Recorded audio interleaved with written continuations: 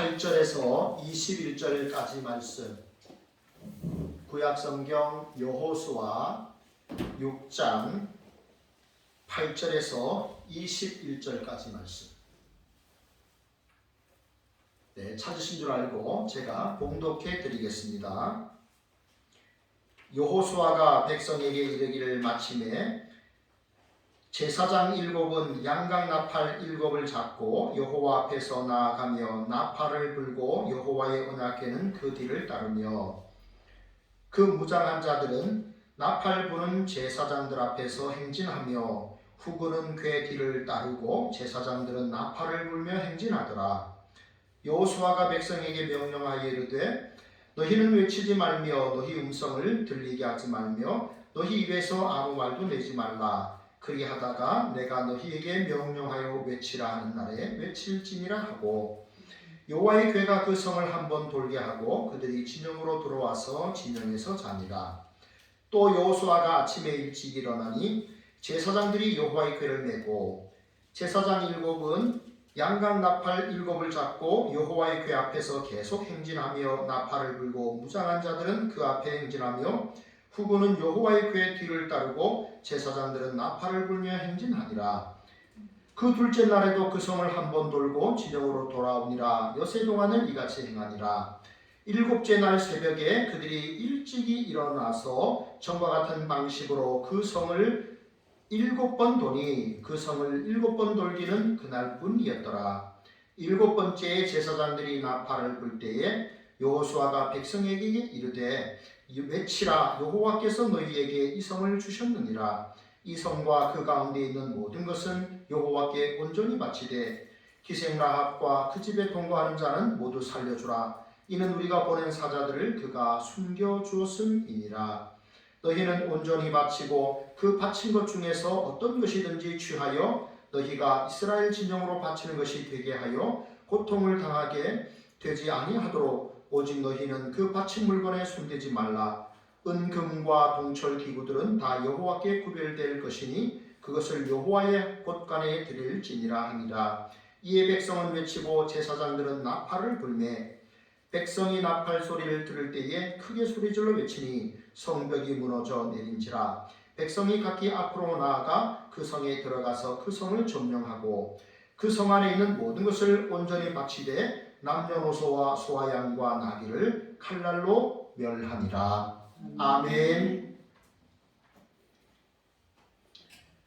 어제는 토요 전도를 무려 6명이 참여를 했습니다. 너무 기쁜 날이었습니다. 그리고 코로나 이후 3년 만에 우리 교회에서 토요일에 처음 점심 식사를 같이 했습니다. 평소에 2사람이 나가던 전도를 이제 6명이 하다 보니까 전도 시간이 짧아졌습니다. 저는 교회 앞쪽 이쪽 부분을 담당했는데 마지막에 제가 이 상가에 몇 군데를 안 가서 제가 다녀왔는데요. 우리 교회 우측에 중국집이 있고 그 옆에 삼계탕집이 있습니다. 보신탕도 팔고 있습니다. 그 집에 들어가서 제가 사장님에게 평소 잘 아는 분이라 그런데 사장님 고향이 어디십니까? 라고 물었더니 그분이 하시는 말씀이 진주예요 그러시더라고요. 아 그러십니까? 저도 대학을 다닐 때 진주에 여러 번 갔었습니다. 그렇게 이야기를 했습니다. 그리고 그분에게 이런 말을 했습니다. 집사님, 성경의 진주는 예수 그리스도십니다. 이렇게 말씀을 드렸습니다. 그분은 어떤 교회에 오랫동안 다니시다가 한 10년 이상 신앙생활을 쉬고 계시는 분입니다. 그래서 제가 가끔 집사님 이렇게 불러드립니다. 칼럼 전도지를 이렇게 많이 드리고 있는데 그분에게 어제 처음으로 성경의 진주는 예수 그리스도십니다. 라고 그렇게 축복을 했습니다. 여러분, 오늘 하나님 앞에 예배하기 위해서 나오신 여러분을 주님의 이름으로 축복합니다. 여러분 참 잘 오셨습니다. 옆에 분들에게 참 잘 오셨습니다. 인사 한번 할까요? 참 잘 오셨습니다. 참 잘 오셨습니다. 네, 오늘도 하나님은 살아계셔서 우리에게 말씀으로 만나주십니다. 하나님께서 오늘 말씀으로 우리에게 어떤 말씀을 주시는지 우리가 함께 성경을 통해서 이 말씀의 큰 은혜를 받는 복된 시간이 되기를 원합니다. 제목을 한번 읽어볼까요? 시작. 하나님께서 하시는 일. 자, 첫째 시작. 약속을 이루십니다. 하나님은 약속을 이루어주시는 분입니다. 여러분 오늘 2절을 보면 여호와께서 여호수아에게 말씀하시는 내용이 나오는데요. 보라, 내가 여리고와 그 왕과 용사들을 내 손에 넘겨주노라 했습니다. 하나님께서 여호수아에게 내가 저 여리고, 혹시 지도에 보이십니까? 빨간 글씨가 보이십니까? 저 여리고와 그 왕과 그 용사들을 내가 너에게 주었다라고 했습니다. 과거형으로 말씀을 하셨습니다. 사실 이 말씀은 창세기 15장에서 하나님께서 아브라함에게 하신 그 말씀이 이루어지는 내용입니다. 하나님께서 아브라함에게 너의 후손들이 4대 만에 이 땅에 다시 돌아오게 될 것이다 라는 말씀을 합니다. 여러분 4대, 한 대를 30년이라고 보기도 하고 그러는데 400년 만에 돌아왔는데요. 창세기 15장 13절에 보면 너의 후손들이 이방에서 객이되어서 400년 동안 그들을 섬기게 될 것이다 라고 했습니다. 그리고 그 민족이 너의 후손들을 지배할 것이고, 그런데 너희 후손들이 나올 때에는 내가 큰 재물을 가지고 나오게 하리라는 말씀을 이미 창세기 15장에서 주신 거예요. 그리고 오늘 하나님께서 여호수아를 통해서 그 약속의 말씀을 성취해 가시는 것을 우리가 볼 수가 있습니다. 여러분 사람들은요 식언합니다. 식언이 뭡니까? 자기의 말을 자기가 먹는 겁니다. 자기가 조금 불리해지면 내가 언제 그 얘기를 했느냐라고 발뺌을 하기도 하고 모르쇠로 일관하기도 합니다. 그러나 하나님은 인생이 아니십니다. 하나님은 반드시 당신이 하신 말씀을 반드시 이루시는 줄 믿으시기 바랍니다. 히브리서 13장 8절을 말씀합니다. 예수 그리스도는 어제나 오늘이나 영원토록 동일하시느니라. 여러분 저는 이 이스라엘 땅에 1995년도에 2주 동안 다녀온 적이 있습니다. 이스라엘 땅은 성지라고 말합니다. 그런데 여러분 성지라는 말은 영어로 하면 우리 청년들은 잘 알아들으실 겁니다. 영어로 성지는 비블리컬 랜드입니다. 그런데 많은 사람들은 홀리랜드라고 생각합니다. 성지순례를 간다, 홀리랜드로 간다라고 말하는데 홀리랜드가 아니고 비블리컬 랜드입니다. 왜냐하면 성경 속에 나타난 진리이기 때문에 비블리컬 랜드입니다. 성경 속에 나타난 진리이기 때문에 그래서 우리는 홀리랜드라고 하면 안 됩니다. 여러분 이 땅에 홀리랜드는 없습니다. 거룩한 땅은 없습니다. 이스라엘 백성들이 어렵게 저 가나안 소편 땅을 차지합니다. 그러나 그 땅은 완전한 하나님의 나라가 될 수 없습니다. 완전한 가나안 땅은 어디입니까? 바로 위에 있습니다. 하늘 가나안입니다. 영원한 하나님의 나라가 우리가 영원히 사모해야 되는 그 가나안 땅인 줄 믿습니다. 여러분 하나님의 공의, 하나님의 사랑이 100% 실현되는 나라가 하나님의 나라요. 동일하게 죄가 없는 나라입니다. 죄가 도무지 침투할 수 없는 나라가 하나님의 나라입니다. 여러분 저는요 참 이렇게 말씀드려 좀 죄송한 마음도 있지만 저는 북한 땅에서 안 태어난 것이 얼마나 감사한지 모릅니다. 38선 이북에 조금 전에 우리 이정희 집사님께서 저 북녘 땅의 동포들 또 우리 유정자들 위해서 기도를 하셨는데요.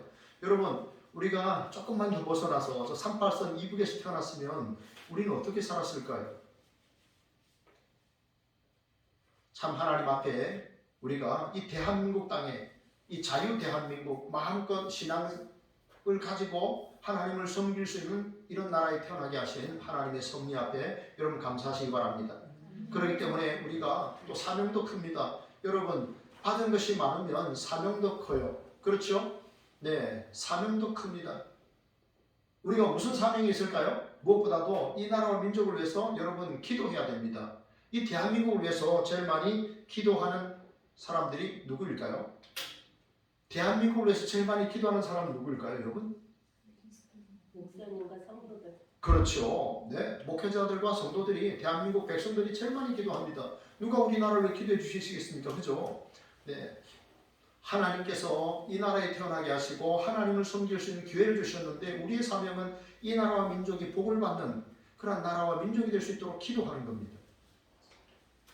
대한민국에 이렇게 신앙의 자유가 있는 나라로 세워주신 하나님 정말 6.25 전쟁 이후에 한강의 기적을 통해서 경제 회복과 이런 신앙의 이런 회복이 이렇게 생겨났던 이런 것은 모두 하나님의 은혜와 섭리인 줄로 믿습니다. 그렇기 때문에 우리는 특별히 이 남한 땅을 위해서 기도하셔야 되고 그 다음에 저 북녘 땅을 위해서도 늘 기도하셔야 됩니다. 우리와 북한이 많이 다릅니다. 우리는 마음껏 하나님을 섬길 수 있는 신앙의 자유가 있지만 그 땅은 없습니다. 평양에는요 여러분 장애인이 하나도 없다 그럽니다. 놀랍죠? 평양에는 장애인이 하나도 없다 그럽니다. 어떻게 장애인이 없을 수 있습니까? 다 나라의 어떤 도시에 유익이 안 된다고 생각하면 뭘 쫓아내는 것입니다. 그게 북한입니다. 오직 김일성이, 김정일이, 김정은이 그들이 신입니다. 그들을 위해서, 그 가족을 위해서 2200만의 온 북한의 주민들이 그렇게 충성을 하고 고통스러운 삶을 살고 있습니다. 우리는 저 북녘 땅에 하나님의 선하신 섭리 가운데 또 통일이 되고 마음껏 하나님을 섬길 수 있는 이러한 은혜가 임할 수 있도록 늘 기도해야 되겠습니다. 여러분 또 하나님께서 우리나라에게 참 좋은 나라를 주셨는데요. 여러분 좋은 나라만 주신 게 아닙니다. 또 우리로 하여금 일할 수 있는 건강도 주셨습니다. 공부할 수 있는 기회도 주셨습니다.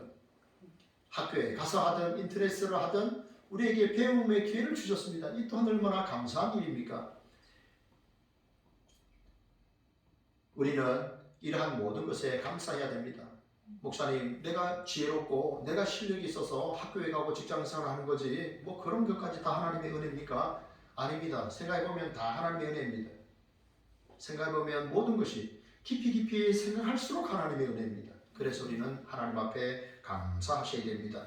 여러분 저는요 눈이 부시게라는 JTBC에서 한 3, 4년 전에 방영이 됐던 그런 그 드라마를 최근에 본 적이 있습니다. JTBC에서 눈이 부시게 김혜자 씨가 주인공인데요. 이분이 치매 노인이신데 이분이 극중 마지막에 이런 말을 합니다.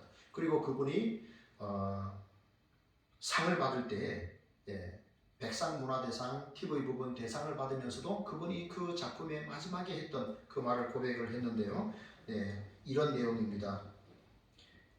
지금 삶이 힘든 당신, 이 세상에 태어난 이상 당신은 이 모든 걸 매일 누릴 자격이 있습니다. 대단하지 않은 하루가 지나고 또 별거 아닌 하루가 온다 해도 인생은 살 가치가 있습니다. 후회만 가득한 과거와 불안하기만 한 미래 때문에 지금을 망치지 마세요. 오늘을 살아가세요. 눈이 부시게 당신은 그럴 자격이 있습니다. 여러분 저는요 이 가사 중에 저는 이제 TV에서 나오는 걸 또 이제 녹음을 하고 이렇게 해서 적었는데 제일 감동이 되는 게 뭐냐면 대단하지 않은 하루가 지나고 또 별거 아닌 하루가 온다 할지라도 인생은 살 가치가 있습니다. 뭐 여러분 뭐 대단한 하루 뭐 정말 뭐 특별한 하루 그런 것만이 아닙니다. 그죠? 대단한 하루가 지나가고 대단하지 않은 하루가 지나가고 별거 아닌 하루가 온다 해도 우리 인생은 살 가치가 있습니다. 여러분 오늘이라고 하는 날은요 어제 죽어간 사람들이 그토록 살고 싶어 했던 내일입니다. 우리가 오늘을 살아간다는 것 앞에 감사하시고 여러분 성경은요 범사에 감사를 하셨습니다. 비록 사소하고 작은 일이라 할지라도 내가 그 작은 일에도 하나님 앞에 감사하며 살기를 바랍니다. 그리고 여러분 우리가 이 땅에서 살지만요 우리가 무엇을 바라봐야 되느냐. 여기 오른쪽에 그림이 하나 있죠. 저기 저 끝에 뭐가 있을까. 한 순례자가 길을 가는데요. 이 길의 끝에는 누가 계실까요? 주님이 계시겠죠. 우리 주님이 계십니다. 저것은 믿음의 길입니다. 눈에 보이지 않는 믿음의 길을 걸어가는 거예요. 여러분 세상 사람들은요 이 세상에 특별히 하나님을 믿는 사람들도 또 그렇습니다. 세상에 너무 가진 게 많아요. 너무 누릴 게 많아요. 세상이 평안하고 행복합니다. 또 삶이 부유합니다. 뭐 더 이상 이렇게 뭐 있어야 되겠다 이런 생각도 별로 안 들어요. 그러니까 뭐 무슨 생각을 합니까? 이 땅에 안주하는 겁니다. 하나님의 나라에 대한 소망이 희미해져 가는 것이죠. 영원한 하나님의 나라, 그 영광스러운 나라, 그 광대한 하나님의 가족과 함께 내가 합류하는 것을 별로 소망하지 않고 있어요. 왜냐하면 세상에 있는 것이 너무나 많기 때문에 그렇습니다.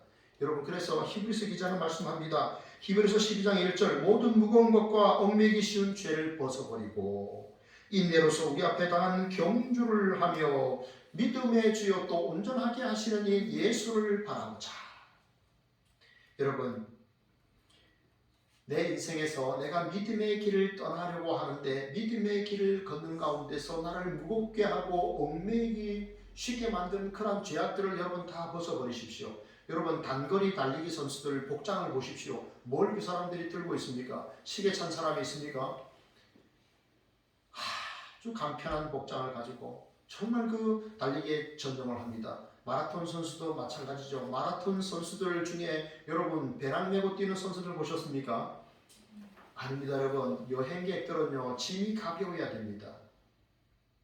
제가요 산티아고 순례길에 한번 가보고 싶다. 내 평생에 한번 산티아고 순례길을 한번 걷고 싶다. 이런 생각을 했습니다. 그게 800km입니다. 한 20일 이상 걸어야 되는데 어떤 전문가가 4번 갔다 온 사람이 이런 얘기를 하더라고요. 자기 몸무게의 10분의 1. 가방의 무게는 몸무게의 10분의 1을 넘으면 안 된다. 그러니까 저는 이제 가방의 몸무게가 한 8kg에서 그 정도, 그 넘어가면 안 좋다는 것이죠. 여러분, 짐은 가벼워야 좋습니다. 그래야 여행하기가 좋습니다. 너무 많은 것 치고 다니면 힘겹습니다. 여러분, 우리는 하나님의 나라까지 가는 여기 있는 이분처럼 본향을 향해서 믿음의 길을 계속 걸어가는 중입니다.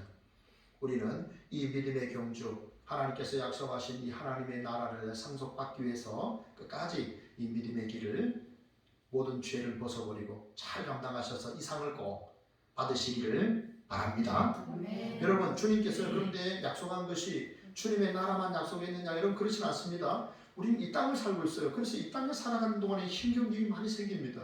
원치 않게 부모님으로 인해서 힘들기도 하고, 자녀들 때문에 힘들기도 하고, 일가 친척 때문에 힘들기도 합니다. 그게 우리 인생이에요. 그래서 참 우리 인생이 내 뜻대로 안 됩니다. 오직 나의 길을 오직 그가 아시나니, 그렇게 말합니다. 내 인생 길인데 내가 몰라요. 그게 우리 인생입니다. 그래서 우리는 어떻게 살아야 됩니까? 하나님의 약속의 말씀을 붙들고 살아야 됩니다. 주께서 내가 나의 말에 순종하면 내가 너희를 나의 소유로 삼겠다. 최고의 가치 있는 존재로 삼아줄 것이요, 너희가 세상 나라에 대하여 제사장의 나라로 세워질 것이다. 하나님께 영광을 돌리고 세상을 축복하는 제사장 나라로 살아가게 될 것이다. 너희가 거룩한 백성이 될 것이다 라고 했습니다. 제가 오늘 아침에 또 큐티를 하는데요, 역대하에 또 7장의 말씀이 또 나왔습니다. 우리가 행여라도 하나님 앞에 범죄했을 때에는 범죄하는 경우가 있지 않습니까? 범죄했을 때는 어떻게 됩니까? 그러면 회개를 해야 된다 그랬습니다. 너희가 범죄하여 이 땅에 전염병이 이렇게 돌고 너희가 포로로 잡혀가고 이런 험난한 일들이 생겨날 때 너희가 겸손히 하나님 앞에 회개하고 기도하라 그랬습니다. 그리하면 하나님께서 이 땅을 고쳐주실 것이다 라고 했습니다. 어떤 한 가정이 이제 이민을 가게 됐는데요, 모든 준비가 다 끝났습니다. 그런데 인터뷰를 했는데 떨어진 거예요. 왜 떨어졌을까? 애들 휴학 다 하고 학교 다 그만두게 하고 직장도 그만두고 다 이민 갈 생각만 했는데 안 되는 거예요. 그래서 이 사람들이 돌아보니까 자기들이 하나님 앞에 기도를 하지 않았답니다.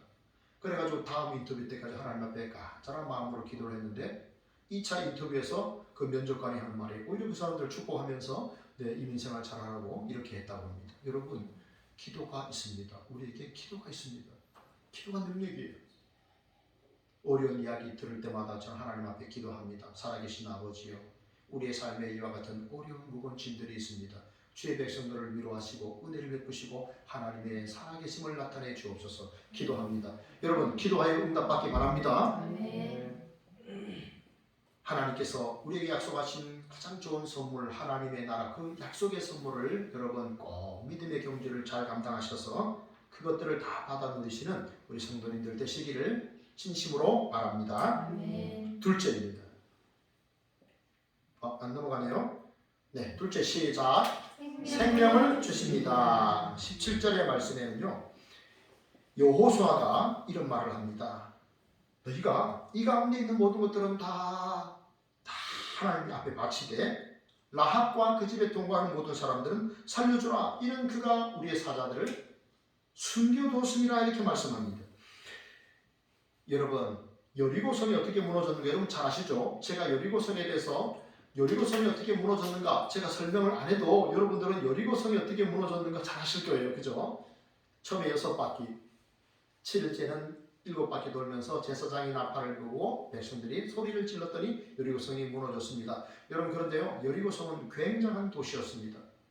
최고의 당시의 도시였다고 말해도 손색이 없을 정도로 여리고성을 재현해 놓은 것입니다. 잘 보십시오. 성벽이 몇 개입니까?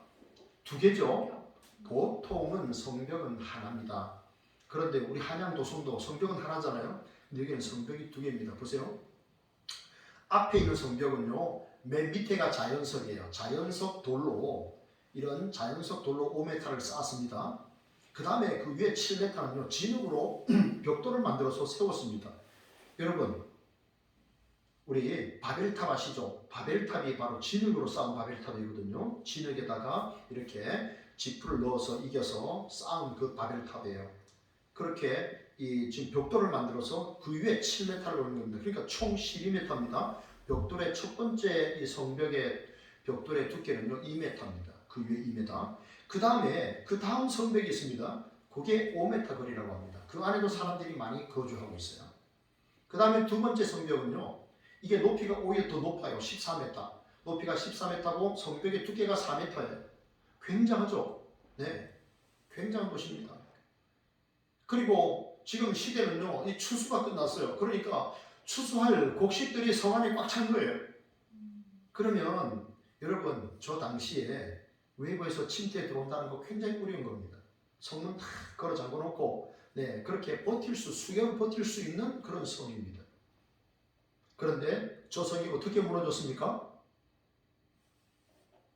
어떻게 무너졌습니까? 하나님의 은혜로 기적같이 무너진 거예요. 아니, 제사장이 나팔을 분다고 백성들이 고함 소리를 지른다고 성이 무너집니까? 저렇게 두꺼운 성이 무슨 30cm, 50cm도 아니고 4m씩, 2m씩 되는 이러한 자연석으로 만들어진 이런 거대한 성벽이 무너집니까? 소리를 지른다고, 나팔 소리 들린다고? 아닙니다. 이건 하나님의 은혜입니다. 홍해를 가르친 그분께서 하신 일이에요. 홍해를 가르쳤습니다. 그리고 요단강 물을 멈춰 세우신 분이에요. 그분이 여리고성이 무너지게 한 거예요. 저는 궁금했어요. 도대체 이 작전이 누구에게서 나왔는가? 찾아보니까 하나님께서 여호수아에게 그렇게 말씀해 주셨답니다. 그래서 백성들이 순종한 거예요. 순종하여 그렇게 돌았더니 무너진 거예요. 약속의 성취입니다. 약속의 성취. 그런데요, 여러분, 여기 17절을 보십시오. 그런데 그 성 중에 있는 라합과 그와 함께 동거하는 자들은 다 살려주라, 이렇게 말씀을 했습니다. 여러분, 여기 보면 17절에 보면 이는 우리가 보낸 사자들을 그가 숨겨줬음이라. 왜 라합이 살아야 했느냐? 그가 우리가 보낸 사자들을 숨겨주었다라고 했습니다. 여기 사자는 어떤 사자일까요? 여기 사자는 성경을 잘 안 읽는 분들을 위해서 친절하게 제가 설명을 드린다면, 여기 사자는 우와 하는 그런 라이온킹, 동물 사자가 아닙니다. 네, 요 사자는 사람 사자를 말하는 겁니다. 정탐꾼을 사자라고 하는 거예요. 알겠죠? 네, 친절하게 설명을 드렸습니다. 네, 정탐꾼들이 정탐꾼. 이는 그가 정탐꾼을 숨겨두었음이라 그랬습니다. 하나님께서 그 죄악의 땅, 이제 가나안 동편을 점령하고 가나안 서편을 점령하는 가운데 그 족속들의 죄악이 관영했기 때문에 하나님께서 그 백성들을 심판하시는 거예요. 그런데 그런 가운데서도 살려내야 할 사람들이 있었다는 겁니다. 그 가운데서도 살아야 하는 사람들이 있었습니다. 그래서 하나님께서 그들을 살려내라, 이렇게 말씀을 하셨던 것이죠. 22절 보십시오. 여호수아가 정탐꾼들에게 그 기생의 집에 들어가서 내가 맹세한 대로 하라 했습니다. 여러분, 여리고성이 무너질 때 여러분 그런 생각 혹시 해보셨습니까? 저게 소리를 질렀을 때 저 성이 한꺼번에 확 무너졌을까? 한꺼번에 모든 성이 다 무너졌을까? 아니면 일부만 무너졌을까? 둘 중 하나고 확률은 50%입니다. 여러분에게 퀴즈를 내겠습니다. 한꺼번에 다 무너졌다. 모든 성이 한꺼번에 다 무너졌다. 네, 사한나 사모님 또. 이정희 집사님 두 분. 자, 그 다음에 일부만 무너졌다. 일부만 무너졌다. 네, 강미식 형제 저하고 둘. 네, 우리 두 사람이 정답입니다. 네, 저와 강미식 형제가 맞힌 거예요. 왜냐면요, 일부만 무너졌어요. 왜냐하면 여기 보십시오. 여호수아가 말합니다. 그 기생의 집에 들어가서 너희가 맹세한 대로 하라. 라합의 집은 성벽 위에 있다라고 했습니다. 성벽 위에, 성 안쪽이 아니라 성벽 위에 있다. 가난한 사람이 살고 있는 곳이죠. 그런데 라합의 집은 저 뒤편에 있는 집이었는데요. 좀 이렇게 우리도 땅도 좀 싼 땅이 있고 좀 비싼 땅이 있지 않습니까? 좀 싼 땅입니다. 그리고 성벽 위에 집을 지었습니다. 그런데 그 성벽이 무너지지 않았다는 것이죠. 그래서 너희가 그 집에 들어가서 다 데려나오라 이렇게 했습니다. 그 말은 여리고성이 완벽하게 한순간에 소리를 지름과 동시에 완벽하게 무너진 것이 아니라 일부가 무너졌고, 그래서 이스라엘 군사들이 그 무너진 성벽으로 들어가서 저 성을 점령했다는 거예요. 아셨죠? 네. 그것이 이제 성경이 우리에게 알려주는 모습입니다. 여러분, 아프가니스탄 사태가 있었을 때, 아프가니스탄의 사람 중에 396명이 한국으로 공군 수송기를 타고 한국에 넘어왔습니다. 여러분 기억하십니까? 네. 한국에 특별 공군 수송기, 사실은 처음에는 그냥 일반 민항기를 띄워서 그 396명, 특별히 그 아프가니스탄 사람이면서 한국 정부에 협력했던 그 사람들을 데려오려고 했는데, 이제 폭동이 일어나고 위험해지니까 전투기를 보냈습니다. 공군 전투기도 보내고 급유기도 보내고 세 대가 들어갔어요. 특수 그 군인들이 들어갔습니다. 아주 훈련받은. 그래서 전원 잘 이렇게 모셔왔습니다.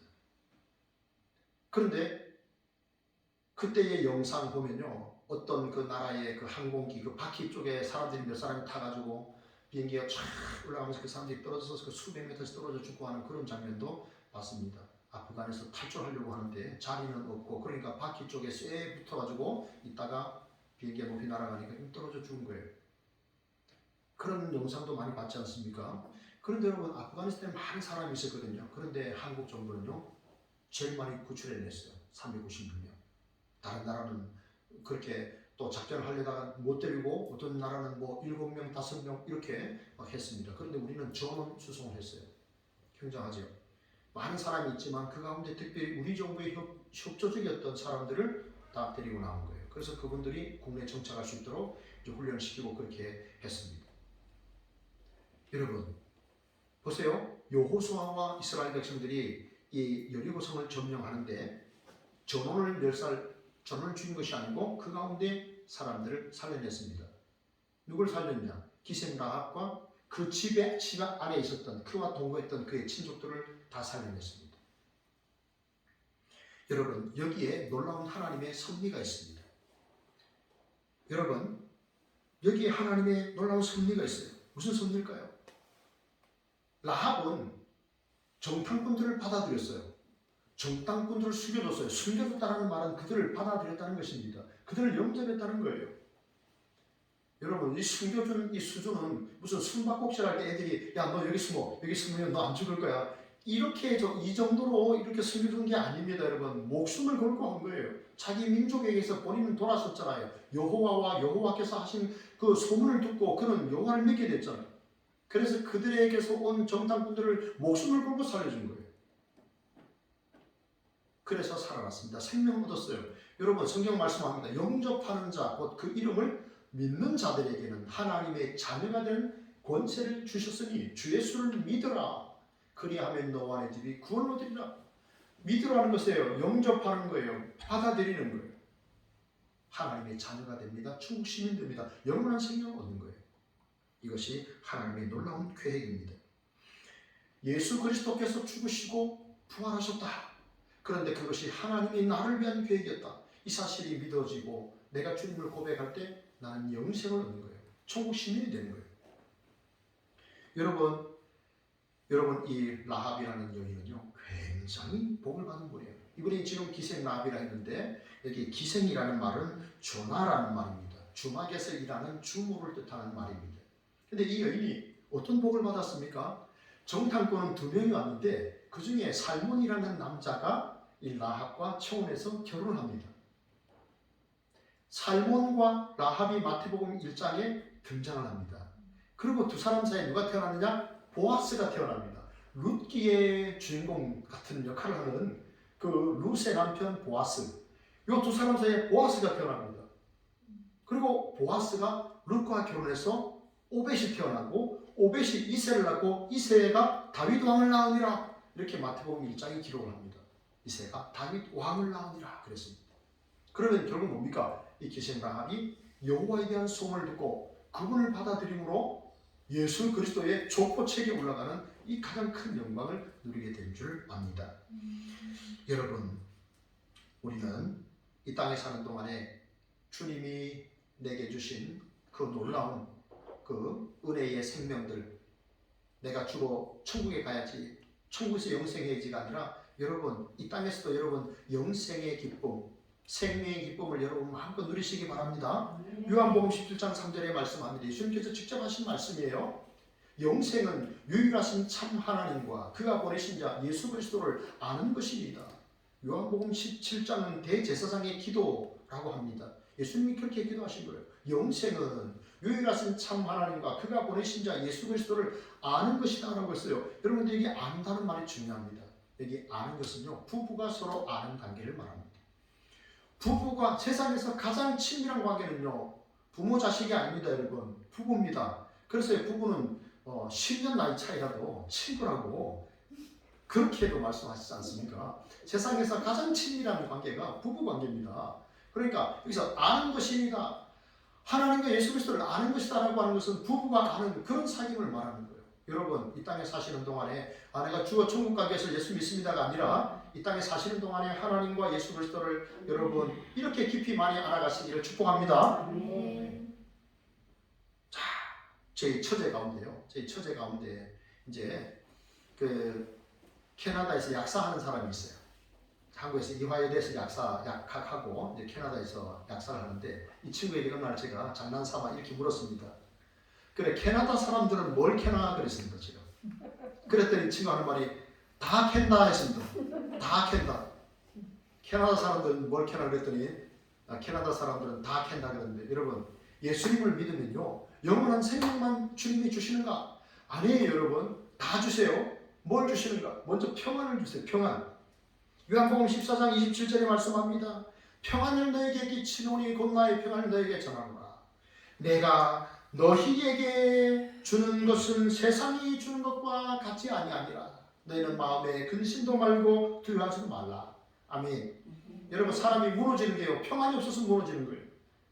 사람이 두려워하는 것이 평안이 없기 때문에 두려워하는 거예요.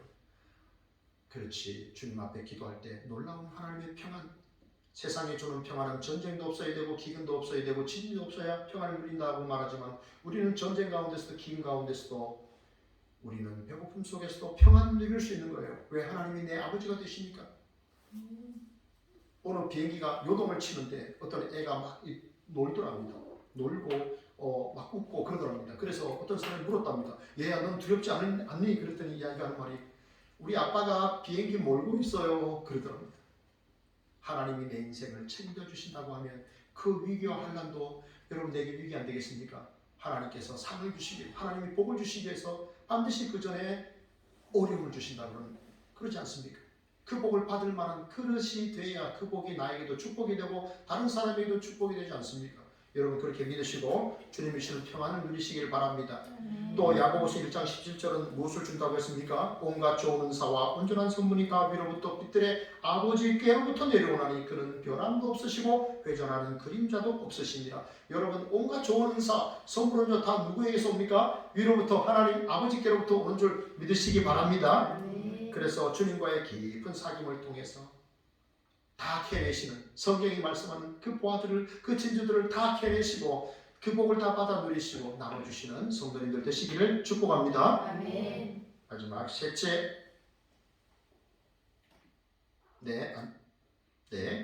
같이 한번 읽어보겠습니다. 심판을 행하십니다. 하나님이 하시는 세 번째는 심판입니다.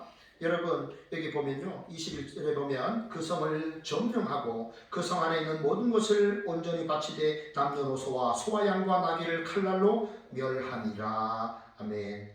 여러분 이 성 안에, 여러분 여리고성이 이제 무너졌습니다. 여리고성이 무너졌는데 보통의 성들은 밖에서 안으로 무너집니다. 그죠? 밖에서 침투를 하니까. 그런데 여리고성은 안에서 밖으로 무너졌다고 합니다. 하나님이 하신 것이죠. 하나님이 안에서 밀어버리신 겁니다. 그런데 여리고 성 안에는 얼마나 인구가 살았을까? 수천 명이 살았다는 겁니다. 그 당시에 성 안에만 사람이 아니라 성 주변에도 사람이 살았는데 이스라엘 백성들이 이제 침공을 해오니까 성 밖에 있는 사람들이 다 들어간 거죠. 우리나라에도 봉수대라고 있지 않습니까? 그죠? 봉수대. 평소에 아무 일이 없을 때는 봉수대에 하나의 불만 올라가는데 봉수대에 5개의 불이 다 올라간다는 것은 전쟁이 났다는 것입니다. 그 옛날에는 봉수대에 5개의 불을 다 피워서 지금 적군이 침투했구나. 외놈이 침략했구나. 떼놈이 침략했구나. 이렇게 저희 부친은 항상 외놈, 떼놈 이렇게 말씀하셨는데 일본이 쳐들어오면 외놈이고 중국이 쳐들어오면 떼놈이라고 그러셨는데 이렇게 수많은 침탈을 우리가 받았잖아요. 침략을. 그러니까 그 봉수대에 불을 피우면서 국민들에게 다 알려주는 거예요. 하나의 불이 피면 평상시에 노동을 하는 거예요. 일을 하는 밭에서 일하는 거예요. 그러다가 5개가 탁 올라가면 전부 한양 도성으로 각 도성으로 다 들어가는 거죠. 피신하려고. 이 안에 수천 명의 사람이 있었다 하는 겁니다. 그러면 여러분 그 안에 얼마나 많은 소, 양, 육축이 있었을까요? 우리 생각에 이렇게 생각할 수 있죠. 그러면 목사님 사람들은 다 죽여도 남녀노소 다 진멸해도 그 소와 양과 그 모든 짐승들은 그 무슨 죄가 있습니까? 우리가 잡아먹으면 좋을 텐데 양식으로 삼으면 될 텐데 그렇게 생각할 수 있죠. 그런데 하나님은요 때로 하나님의 백성들, 하나님의 자녀들의 성결함과 순결함을 위해서 세상의 모든 것을 다 포기하게 만들기도 하십니다. 미련을 두지 않도록 하시는 것이죠. 롯의 처가 뒤를 돌아본 거로 소금 기둥이 되었다고 하지 않습니까? 세상에 미련 둘 때에 우리는 어쩌면 더 많은 것을 이룰 수도 있습니다. 여러분 세상 사람들은요 하나님의 축복의 대상이 될 수도 있고 심판의 대상이 될 수도 있는데 여러분 오늘 성경은 분명히 말씀합니다. 심판의 대상은요 성 안에 있는 사람들이었어요. 이 말에는 우리가 이 세상만 의지하는 사람들, 결국 이 세상만 의지하는 사람들은 하나님의 심판의 대상이 된다는 것을 우리가 기억해야 됩니다. 여러분 우리는 이 세상만 의지하는 사람들이 아닙니다. 그죠? 우리는 하늘에 가난 영원한 하나님의 도성을 의지하는 사람들입니다. 세상 사람들은 두 부류입니다. 이 세상 이 성만 의지하는 사람이 있고 하나님의 나라 그 도성을 의지하는 사람이 있습니다. 그 도성을 바라보며 사는 사람이 있죠. 우리는 끝까지 그 믿음의 도성을 바라보시길 바랍니다. 제가요 며칠 전에 저 PC방에 써있는 글 때문에 굉장히 참 많이 웃었습니다. 여러분 우리 이쪽에 우리 교회는요 엘리베이터를 나오면 왼쪽으로 오시는 교회가 있고 오른쪽은 PC방입니다. PC방의 사장님이 입구에 뭐라고 쓴지 아십니까? 5글자를 썼는데 PC방 입구에 문 여는 그 손잡이 옆에 5글자가 있습니다. 아무나 보셨습니까? 밀어주세요. 정답입니다.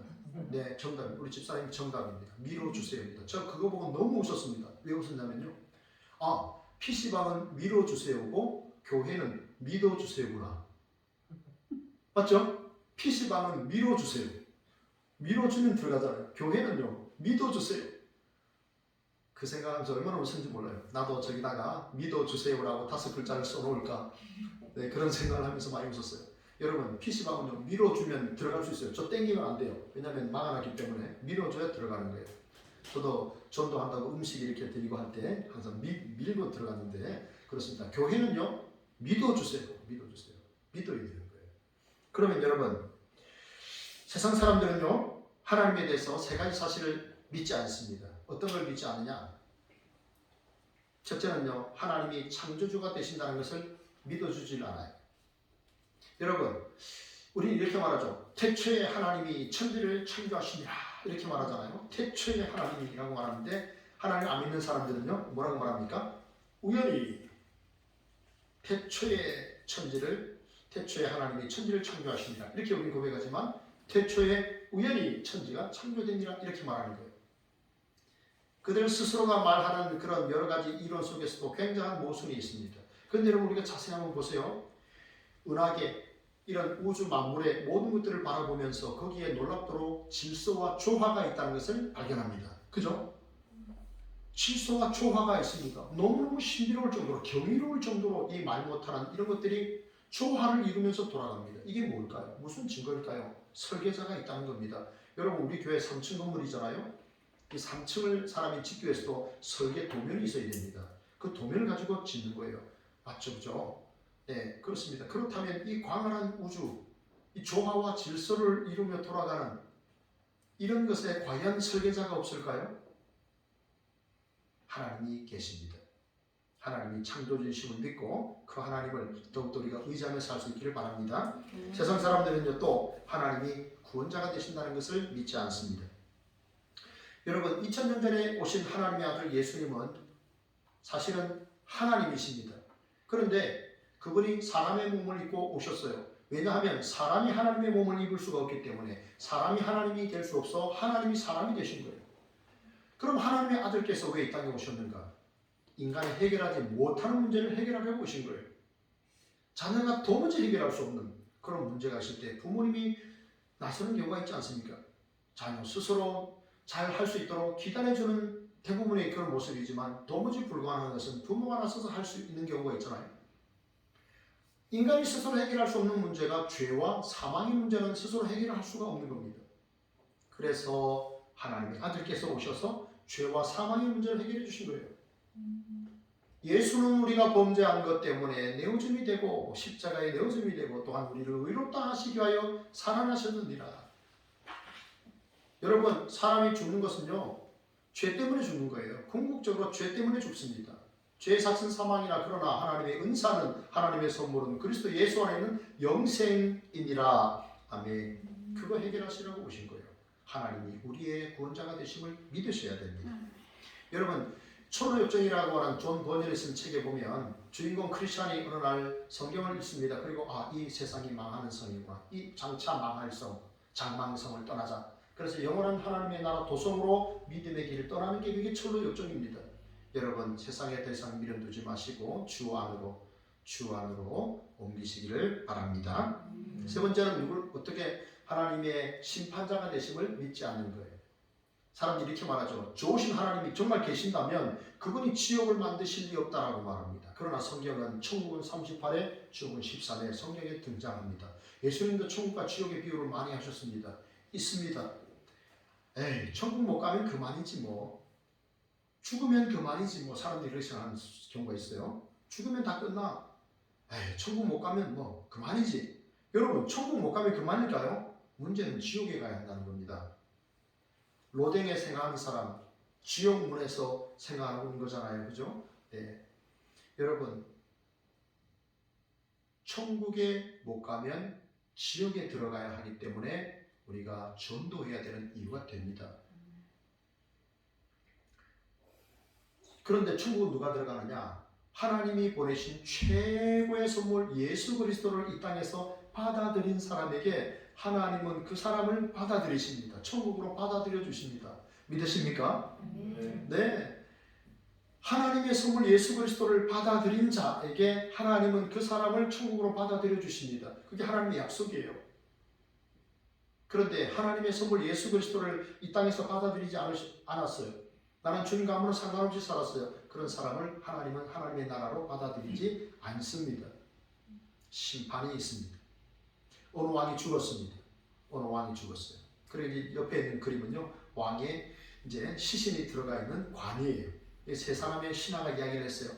한 신하는 평소 왕에 대해서 되게 고맙게 생각했어요. 신하들의 주제는 왕이 천국 가느냐 하는 것이었어요. 그래서 평소에 왕에게 좋은 감정을 가졌던 신하는 아마 우리 임금님은 천국에 가셨을 거야. 그런데 평소에 서운했던 감정을 가진 신하는 임금님은 천국에 못 가셨을 걸 이렇게 말했습니다.